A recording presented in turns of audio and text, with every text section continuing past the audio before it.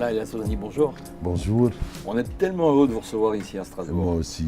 Moi, très content d'être là. Je pense qu'il y a beaucoup de gens qui vous verront sur hors-normes.fr et qui vous verront Bibliothèque Idéale, qui se rappelleront qu'à un certain moment, en 2006, il y a déjà 12 ans, ils sont allés dans une librairie, ils ont découvert un livre qui s'appelait L'immeuble Yacoubian. Peut-être qu'ils ne vous connaissaient pas, peut-être qu'ils ont regardé la 4e de couverture, peut-être qu'ils se sont dit, tiens, ça doit pas être mal ce livre. Et quand ils l'ont lu, ils n'ont pas arrêté de le prêter. Moi, j'en ai acheté 4 ou 5 que j'ai prêtés à des amis qui ne me l'ont jamais rendu. Ils ne me les ont jamais rendus. Quel succès! Vous nous revenez donc 12 ans plus tard avec J'ai couru vers le Nil, Oui, ce roman que les lecteurs des Bibliothèques Idéales vont découvrir. Le titre original, c'est La République comme si. Oui.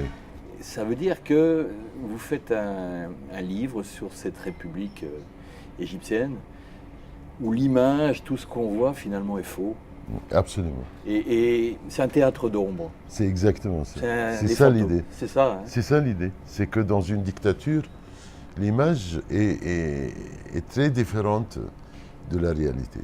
Il y a toujours une grande distance. Alors, dans une dictature, tout paraît comme si c'était réel. Mais rien n'est réel. On commence par, au niveau politique, par les élections ou le référendum dans lequel le président a 99%. Et ça continue du niveau politique en bas jusqu'à la vie privée, la vie quotidienne. Les gens qui apparaissent comme si ils étaient religieux, par exemple. Ils ne sont pas religieux du tout, ils sont corrompus. Vous voyez, et cette idée, c'est vraiment l'idée principale.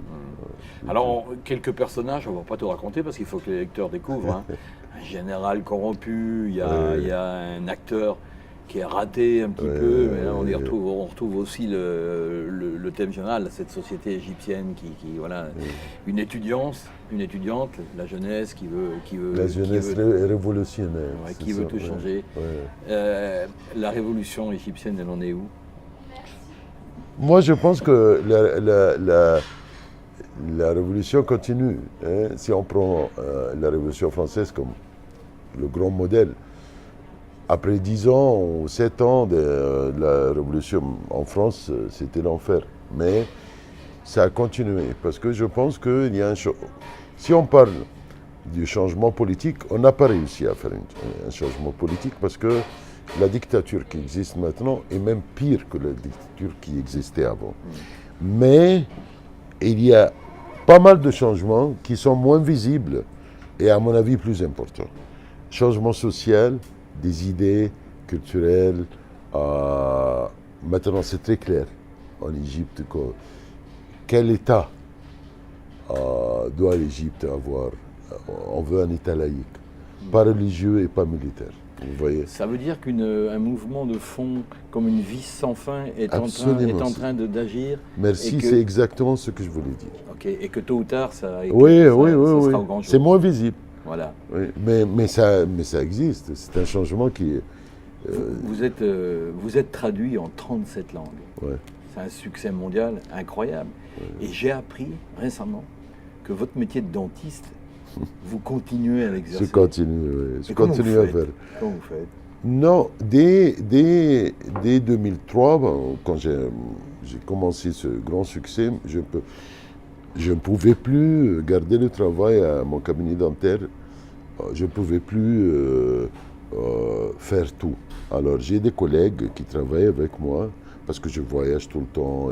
Mais je garde mon cabinet dentaire, je reçois mes patients, parce que c'est très utile pour le romancier d'avoir un autre métier. J'avais de la chance d'être dentiste, parce que j'ai eu l'opportunité d'être un écrivain indépendant. J'ai été jamais payé par le gouvernement égyptien. Bien sûr.